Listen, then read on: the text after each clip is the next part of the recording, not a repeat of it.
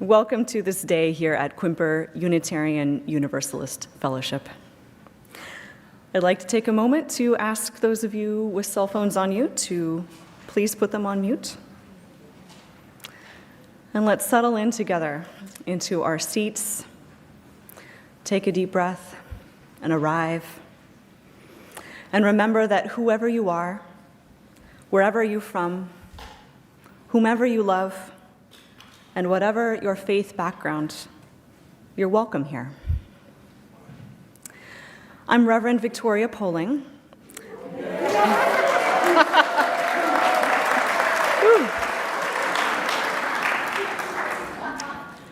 For those of you who are new or visiting for the first or second time, the applause is because I was recently ordained by this congregation.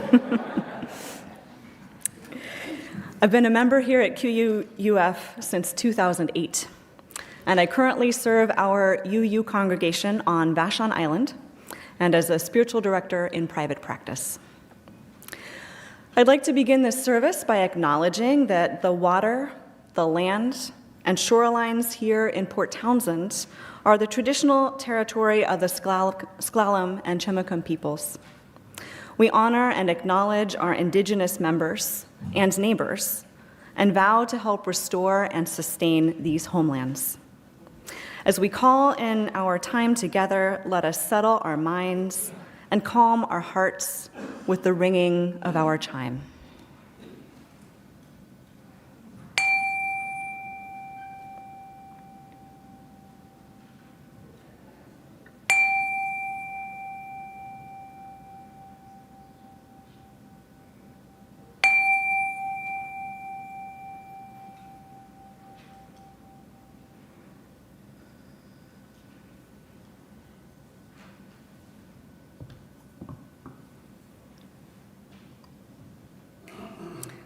It is good to be together. I'd like to welcome Katy Taylor and Ikue Goldstein now, who will lead us in our call to community, hymn number 360, Here We Have Gathered. Please rise in body or spirit and join us in singing.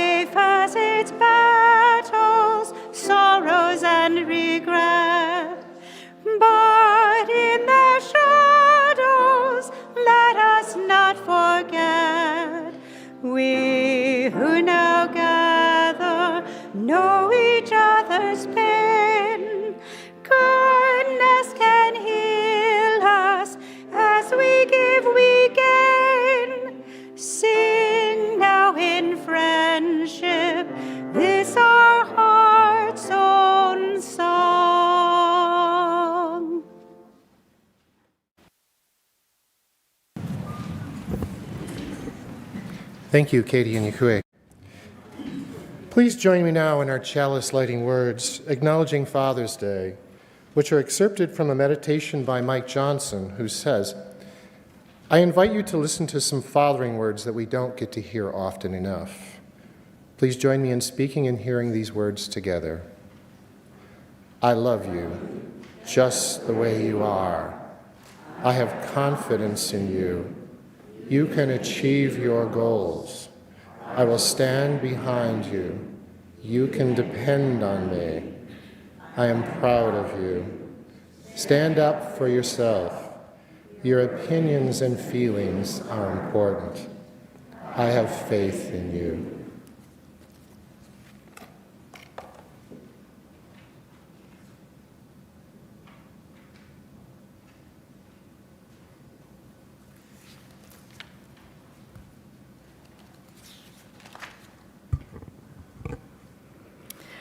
Our parents, for better and for worse, are the source of our lives. The ones who created us, who both nurtured and protected us, and didn't, and who gave us whatever start we had and whatever our messy and beautiful and imperfect lives have become. Our opening words are a reflection on creation by Reverend Laurel Mendes. Creation is messy, inconvenient, and often uncooperative. Take a look at the cosmos. No, really, go ahead, close your eyes, and imagine the stars. When you do, forget that Franz Joseph Haydn business of spacious firmament. Those images are far too tidy. See the real mess the universe made of itself 14 billion years ago. All of creation is still trying to clean that up. It's called the Big Bang, not the grand coalescence, for a reason. Mistakes were made, probably, and incorporated into the whole anyway. And wonders never cease. Here we are, muddling along 14 billion years after the fact. Now open your eyes and look around you. You are surrounded by the most astonishing, miraculous wonder of all. Each other. Community. Life ongoing, caring about life ongoing. So it is, so it shall be, because we do care.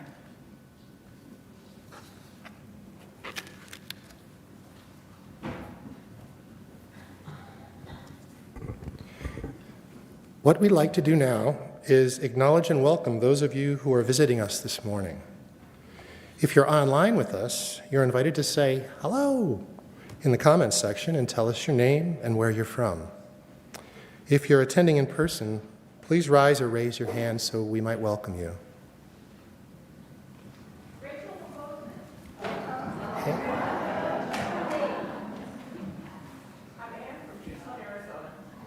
Hello. Welcome. Welcome.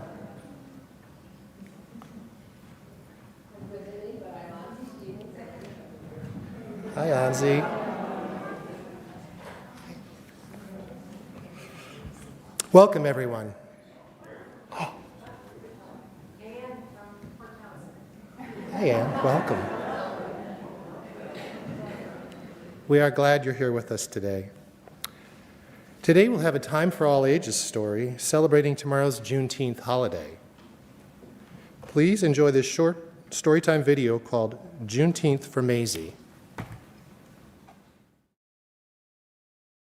An amazing holiday called Juneteenth, and this book is going to educate everyone out there who might not be aware of this special day.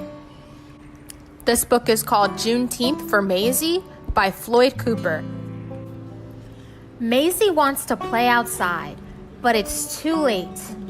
It's getting dark, Maisie. It's time to stay inside. Maisie wants a cookie, but it's time for bed. Not now, little one. It's too close to bedtime. Maisie wants to stay up late, but she is too little. Bedtime is the rule, sweet girl. Why so grumpy, Sugar Bear? Asked Dad. I can't go where I want, have what I want, or do what I want, answers Maisie. Well, tomorrow you can have a celebration, says Dad. What are we celebrating? Asks Maisie. we will celebrate the day your great-great-great-grandpa Mosey crossed into liberty. The day will be celebrated by us and many more families on a day we call Juneteenth. Dad lifts Maisie into his arms. I bet you're tired of hearing no all the time. Well, great-great-great-grandpa Mosey heard no even more. Grandpa Mosey worked in fields that stretched all the way to the sunset. He and the other slaves would be bone tired, but they had to keep going. Their masters wouldn't let them quit, but as they worked, they thought about freedom. And before they finally went to sleep at night, they prayed about freedom and made plans for change and a better future. Some slaves ran north to freedom, following a bright star in the sky. They sweat, they bled, and they cried, till those cries were quieted by a single proclamation from a brave president. Grandpa Mosey heard that proclamation, read from the balcony of a hotel on that warm June day in Galveston, Texas. Grandpa Mosey heard nothing but cheers, saw nothing but happiness, and felt nothing but pride shared by all those around him. The cheers became dancing, the dancing became celebrating, and it went on into the night. Grandpa Mosey and the others had found freedom. They continued to work, but this time they were paid for their hard work. So they worked, and they saved, and they never forgot the moment they heard, the moment that changed their lives forever. But things weren't perfect. Black people still struggled to stand shoulder to shoulder with white people. They weren't treated as equals, and it wasn't easy, but they never gave up. And every year on Juneteenth, they remembered. They marched for jobs, they lobbied for schools and the right to vote. They shouted for opportunity. And every year on Juneteenth, they celebrated and remembered. They learned and they grew. They excelled and achieved. They became heroes. Now, sweet Maisie, it's your turn to celebrate, just like great-great-great-grandpa Mosey. It's your turn, Maisie, to eat some barbecue and drink some strawberry pop. It's your turn to celebrate and to remember. On June 19, 1865, soldiers arrived in Galveston, Texas, announcing the end of the Civil War and the end of slavery in the United States.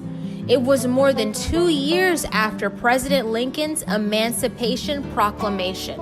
Celebrated every year on June 19th, Juneteenth commemorates the announcement of the abolition of slavery and the emancipation of African American citizens throughout the entire United States.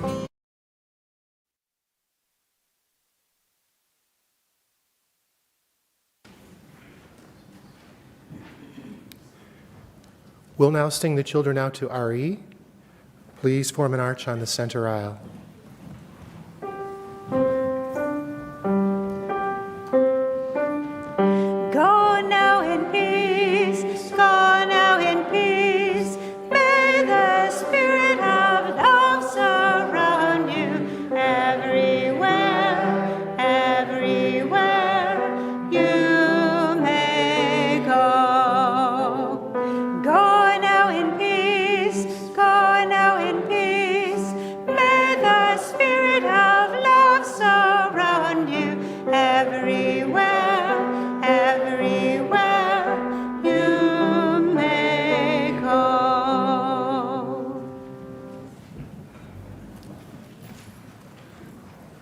I don't know about you, but I really love watching that every time. We'll now receive the offering, which today goes to support QUUF, our building staff and programs. If you'd like to donate to our program, you have options. The ushers will come among those of you in person and receive the offering. You can text the amount you'd like to give to the number now showing on the screen. You can go to our website, QUUF.org, and click on the giving link, or simply mail a check to QUUF, Please remember to put offering in the memo line.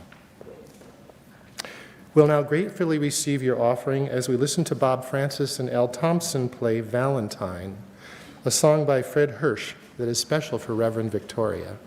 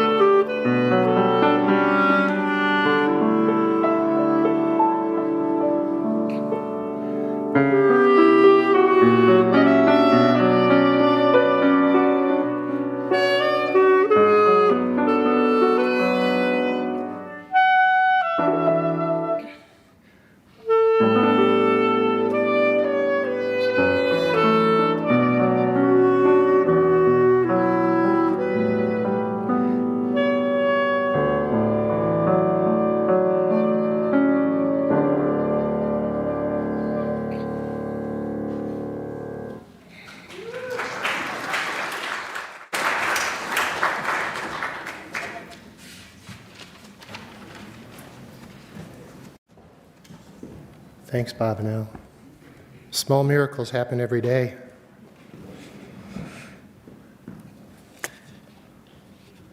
We have some announcements. On Wednesday, June 21st, there will be a summer solstice gathering at 7 p.m. in the courtyard. Join Alicia and Katy in the courtyard for an earth-based, family-friendly community gathering to mark the turning of the year at the peak of light. This participatory gathering will include sharing, releases, and intentions, singing, meaning-making, and a fire. Bring your own camp chair, hand percussion, wood, and/or herbs for the fire, a story, song, or poem, and some summer abundance to share, whether that be flowers, fresh bread, cookies. You decide. And on the 24th of June, Saturday, the Wild Church will be taking place from 10 until 11:30 in the morning. Join Katy Taylor, your guide, to gather in and with creation, with other folks, and with the other beings on this earth. We practice together to move from human being to earth being, in reverence and respect for earth. We meet at Fort Townsend under the Big Doug Fir. See the flyer in the foyer and more information in the weekly update. We now have a special announcement from the Bruces.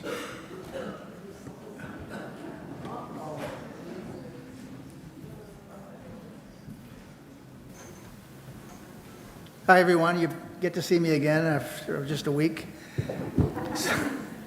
So this weekend coming up, so a week from yesterday, Saturday the 24th, we're having a cornhole tournament fundraiser. Just subtract the D, just fundraiser. 1:30 p.m., and it's going to be available to members and friends and anyone else you can bring along. And people of all ages are invited, so we want families to come. The group will also include, a baked goods sale. So we're going to have baked goods, pies, cakes, cupcakes, as well as beer and wine will be served. And we'll have it here on the grounds. So we have a couple of places that we're going to set it up. And so... yeah, you mentioned this was for all ages? With all ages. Well, so Annalie Stevens from Petaluma, California, heard about that and wanted to be here for that. So we're going to do a little demonstration here.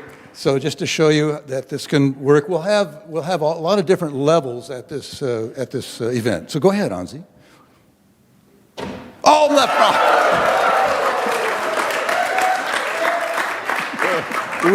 We were prepared with 8 bags, and she got it in the first one. Congratulations, thank you. And we'll be in, did you mention we'll be in the back afterwards? At the conclusion of the service, we're going to have a little table set up with registration forms for those of you who couldn't download one or copy one. And you can also either pay now or you can pay online if it's easier for you. So just look for us out at this table just outside the door. Thank you so much. All right, and we're going to clean this for Victoria for the service.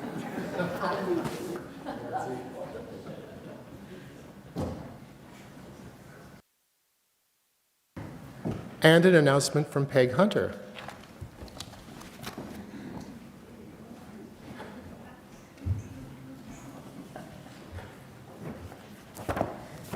I don't know if I can top that, Anzi.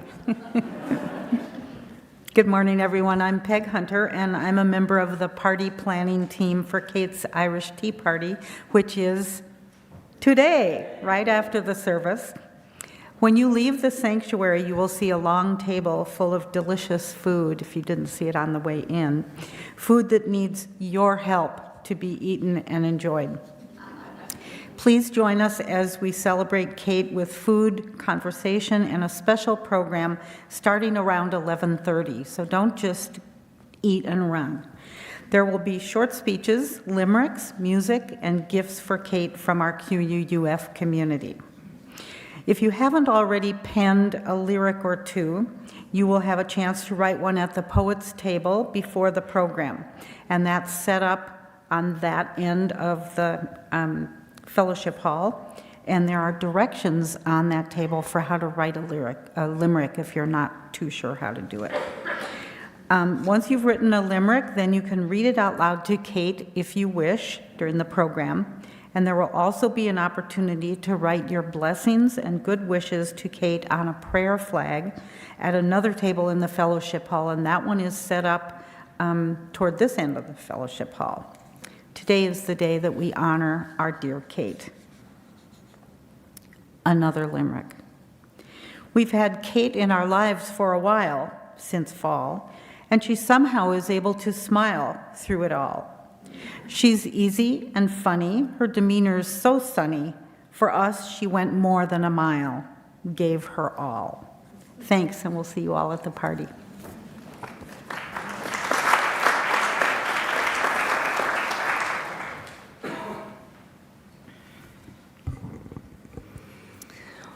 Now is the time for sharing of our joys and sorrows, recognizing that our personal joys and sorrows are a fragment of those joys and sorrows of the larger community of life of which we are a part. And thus we place this first stone, thinking in particular of all those who will be celebrating Juneteenth and the eradication of slavery.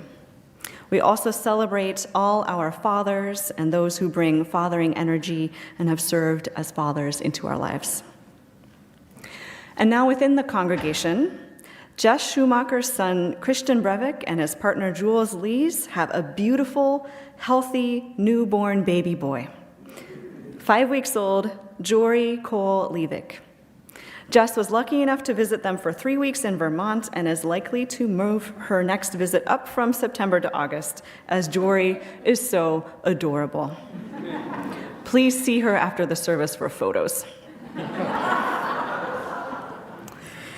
We place a stone for Caroline Culbertson, who took a bad fall this week, and we wish for her quick healing and recovery. Henry Amek has asked for a candle for his cousin who died and who would have been 101 years old in August. She's been described as a firecracker. And now we place a final stone, holding in our hearts the joys and sorrows that I've shared, and acknowledging those important joys and sorrows that are unexpressed. I invite you now into a moment of silence.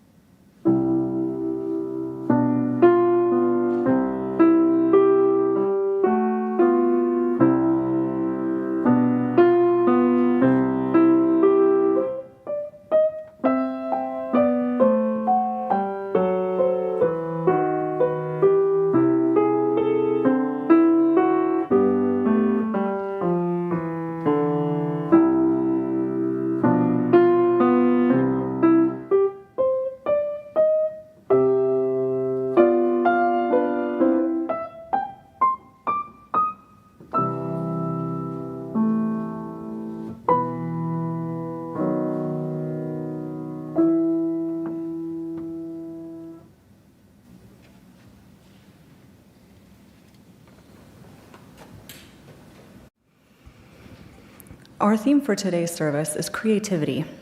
So I'd like to share a reading with you that is a story about a creative project by another UU congregation. The story is called The Grout by Marcus Hartleaf, about his experience there. The Unitarian Universalist congregation where I served as an intern made a mosaic tree of life the summer before I arrived. Congregants of all ages came together to craft the tree's leaves using bits and pieces of broken ceramics, jewelry, glass, and stone. There are many precious personal items in the tree, including fragments of the Berlin Wall, a father's watch face, pieces of great-grandmother's china, and a key to the front door of a loved home. Like the members of the community that brought them together, each part is imbued with memories and meaning. Each fragment holds a piece of truth. Unitarian Universalists are mosaic makers. We're a people who bring together the broken pieces of our histories and the shining pieces of our seeking, and piece by piece, we create a mosaic religion. Our tree of life is found in the stories of our living tradition. The bead from a transformational moment of worship at a youth conference. The bit of paper stamped with the blazing emblem of the Unitarian Service Committee that saved lives during World War II. The button or patch on a backpack that proudly proclaims the first justice issue that lit our souls on fire.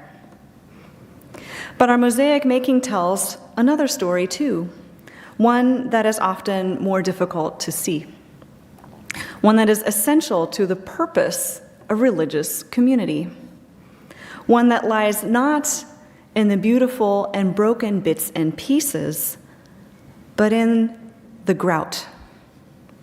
Yes, the grout. That chalky, gritty stuff that's squeezed between the cracks of tiles. In a mosaic, the grout holds the image together. It unifies those disparate pieces into a whole. The grout of a community takes years to lay and settle. Grout happens in board meetings and committee meetings and endless emails and slow-moving institutions. It is in weekly potlucks shared by neighbors, a ride to church, and coffee in the social hall after worship.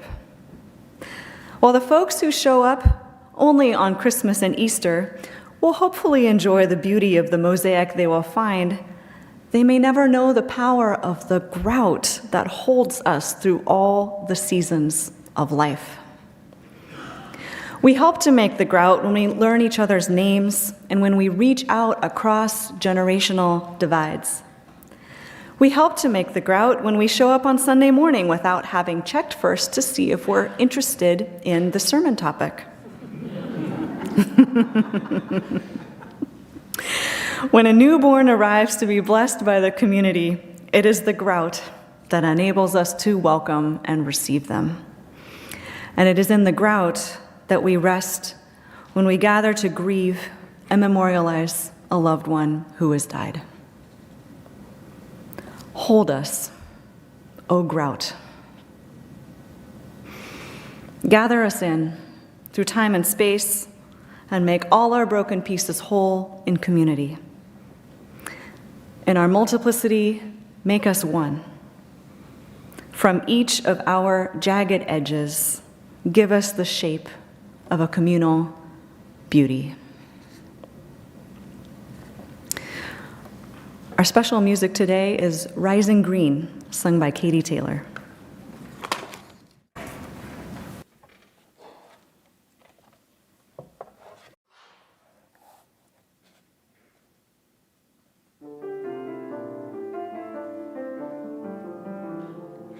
My blood doth rise in the roots of yon oak. Her sap doth run in my veins. Boundless my soul like the open sky, where the stars forever have lain. Where the stars forever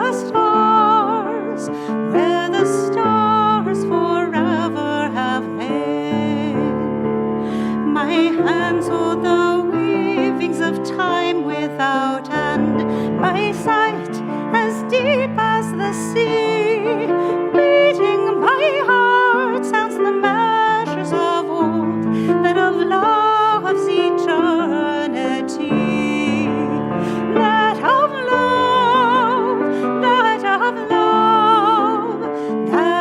love's eternity.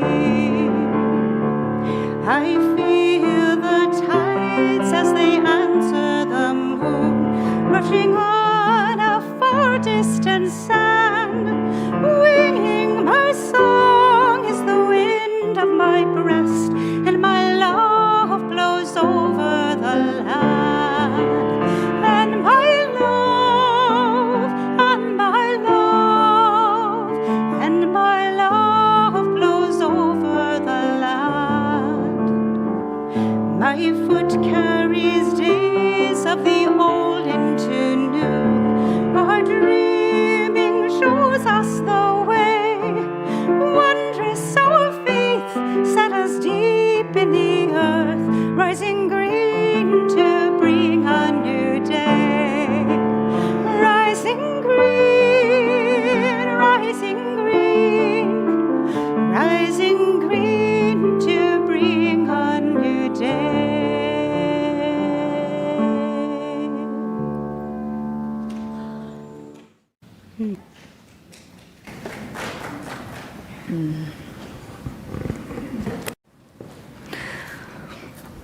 Our worship theme today is creativity, and I'm curious, do you see yourself as creative?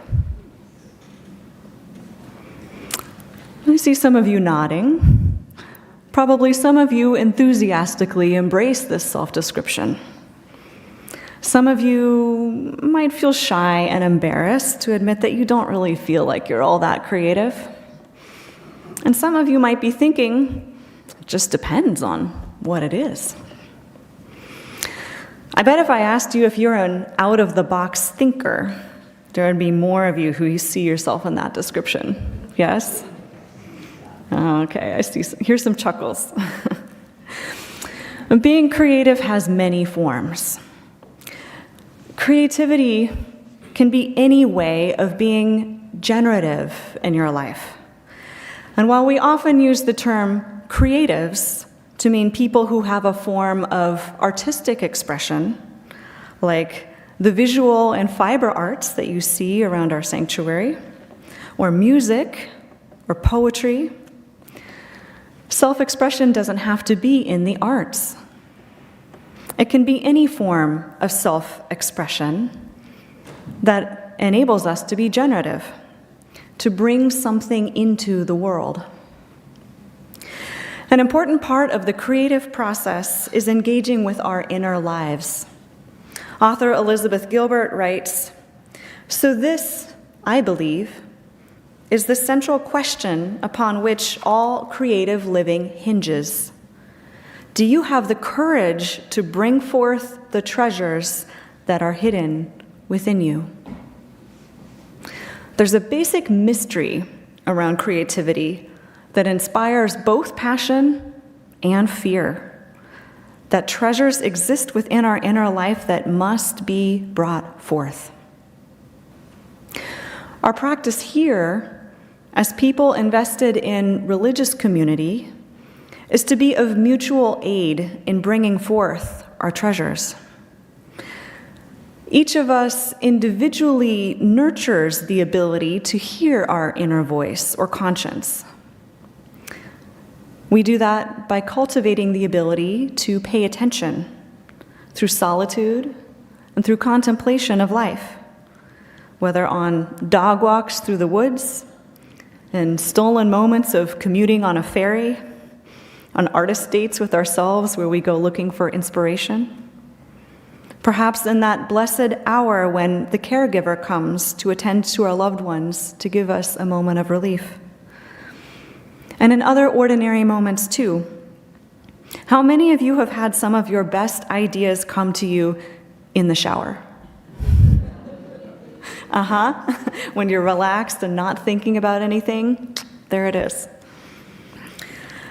The paradox of creativity is that our treasures that are nurtured in aloneness and solitude must be brought forth and witnessed in community in order to take a form that benefits the whole. Any creative endeavor requires the gifts and the talents and the money of many people in order to take shape. And let's remember, when we're talking about creativity, that our gifts and treasures don't have to be extraordinary. In the story about the grout, the members of a congregation created a beautiful piece of art, a mosaic of the tree of life out of little bits and pieces, mementos from the events of their lives and the lives of their ancestors. Creativity calls us to be in relationship. The renowned painter Vincent van Gogh is quoted as having said, "There's nothing more truly artistic than to love people." Can you imagine from that famous painter, nothing truly more artistic than to love people? We become ourselves by creating relationships which shape our very identities. Buddhist scholar Joanna Macy shares a core teaching of the Prajnaparamita, the perfection of wisdom on dependent co-arising, which means we are who we are by virtue of our relationships with everything else. The story about the grout is full of examples of the ways that our showing up and being present for and giving to one another creates the grout that holds the pieces together of a UU community. A profoundly creative act that looks like all of those board meetings and potlucks, visiting friends and visiting our loved ones on hospice, celebrating youth who are bridging, and celebrating those often unsung milestones of middle age as well, changing jobs, caring for parents, engaging in our work and civic responsibilities. Through the many one-to-one connections we have with one another, we're able to realize this congregation's vision to be a just and joyful community where we come together to seek our truths, to honor our diversity, to serve with love, and work for justice in our world. Turning a vision of community into reality is a deeply creative endeavor that calls for more than the work of many hands and many hearts. There's also the work that is unseen, that we can't imagine, that is beyond what any of us can envision. When we talk about creativity, we start to reach for metaphors. And we often use the metaphor of seed planting and helping them grow. In the Christian scriptures, there's a story of the mustard seed, and that although many seeds are planted, only some of them grow, and we know not how. There's so little over which we have control beyond the planting, like the rain, the sun, the wind, the soil. The seed of Quimper UU Fellowship was planted not so many years ago, in February of 1976, with a classified ad in our local newspaper. And 15 people responded to that invitation to coffee and conversation.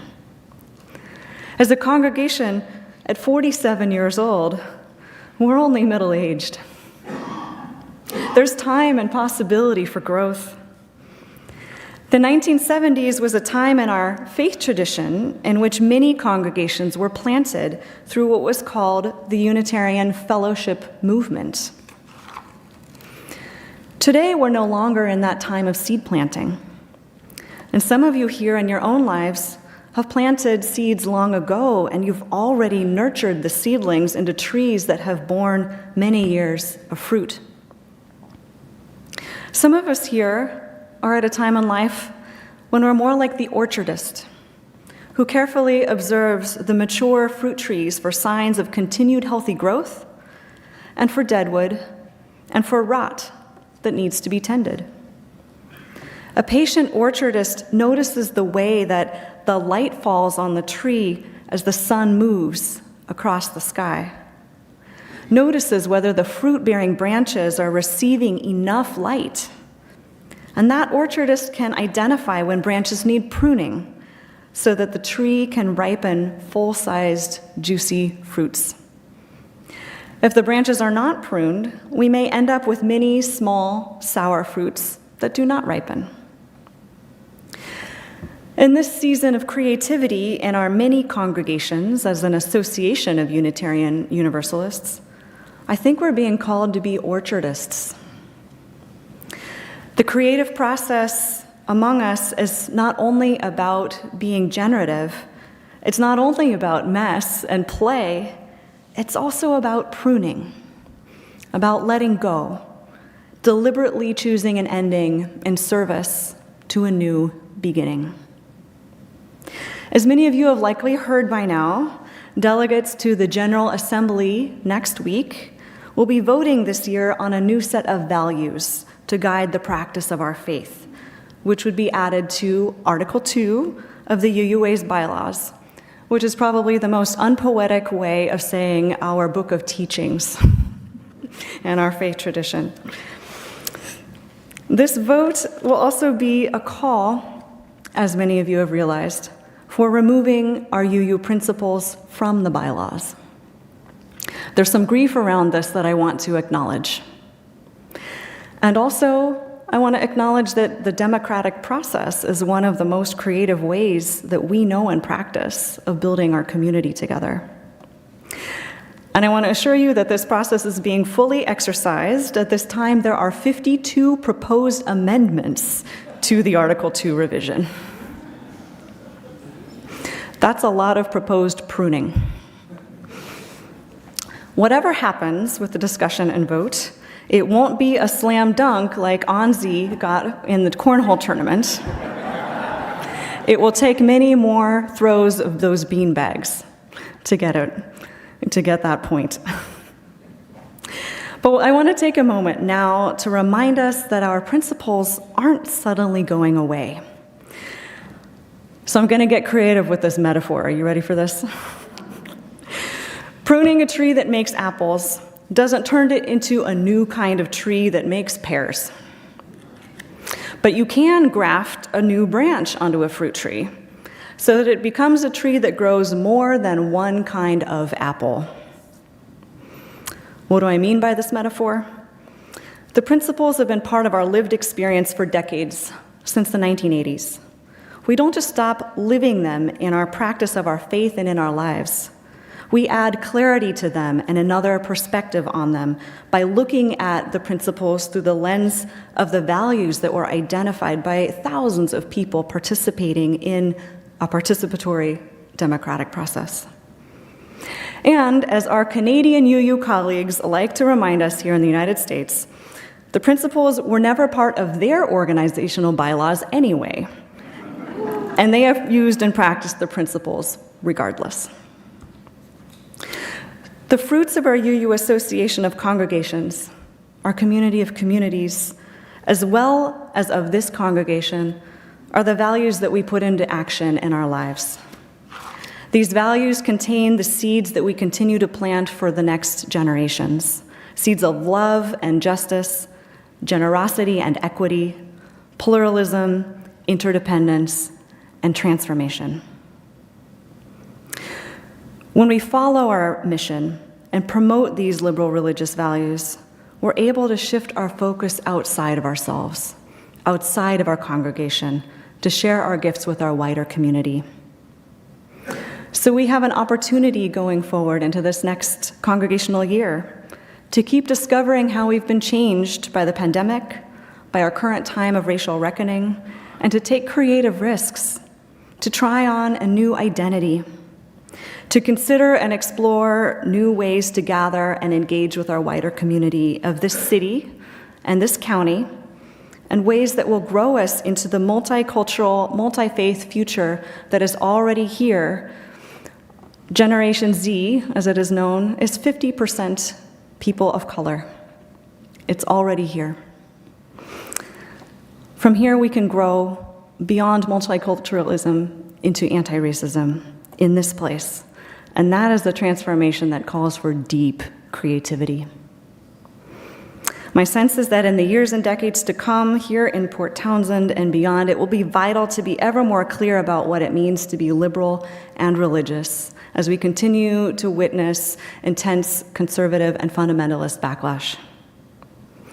We'll need to be able to live our lives not just according to principle, but also add the flexibility of values that move us into action, to organize and to create vibrant and flourishing, fruitful communities together. May you all here grow creatively in becoming yourselves, discovering your identity as a people of faith and spirituality, and in putting your values into action in the world. I'd like to close with some words of gratitude for someone who has come alongside us as a faithful orchardist. Reverend Kate Kinney, would you be willing to come forward?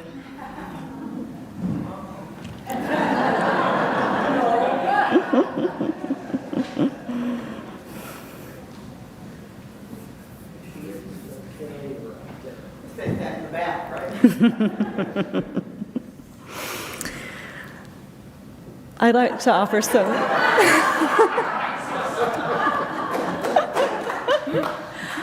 I'd just like to offer some words of gratitude for Reverend Kate Kinney, who will be taking her leave from her role with us at Quimper UU Fellowship after a well-served ministry.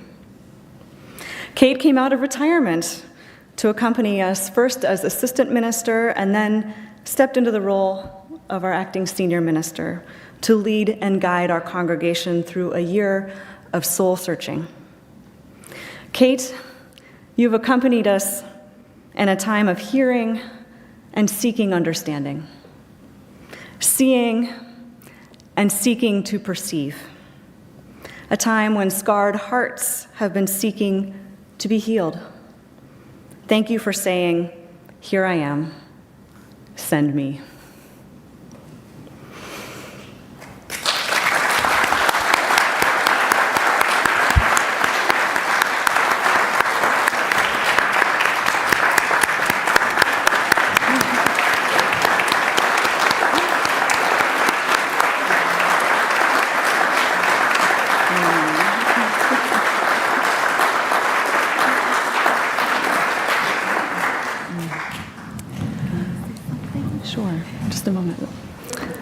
As your colleague in ministry, I just want to say that I'm deeply grateful for Kate, for her steady hand, her clarity on when to fight for the ideals of this liberal faith, her humility and deep compassion, and her relationship with the spirit of humanity as it lives within this congregation.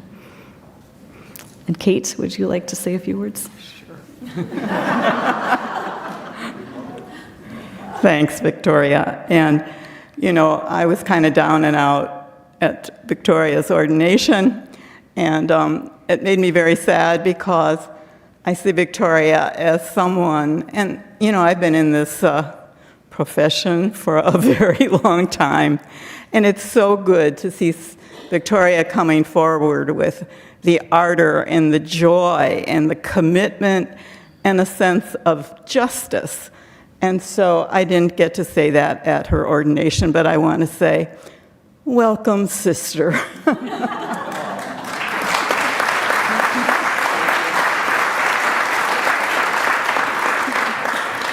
And I also want to say, I have a limerick for you guys later. But just thank you for the 2 years that I've had a real chance to live with you and be with you.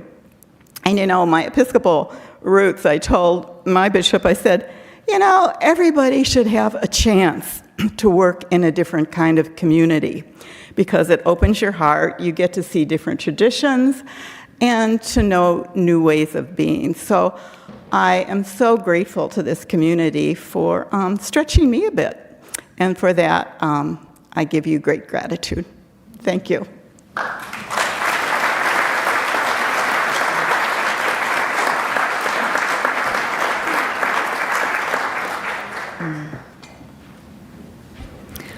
I'd like to offer Kate and all of us a blessing. This is written by Atina O. Danner, called A Prayer for Artists and Creatives.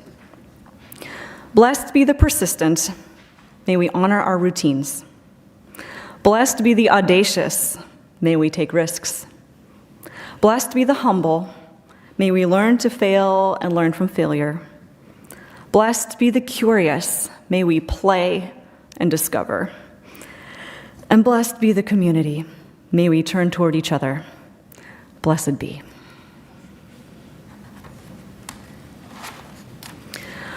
Our closing song is hymn number 21, For the Beauty of the Earth. Please rise in body or spirit.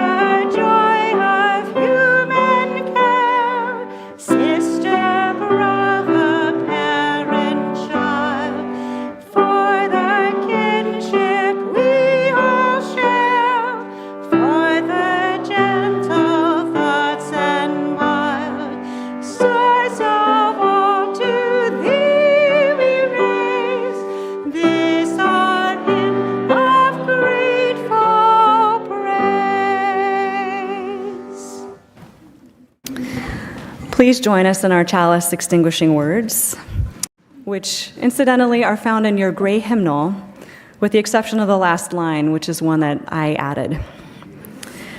We extinguish our flame, but not the light of truth, the warmth of community, the fire of commitment, or the power of transformation.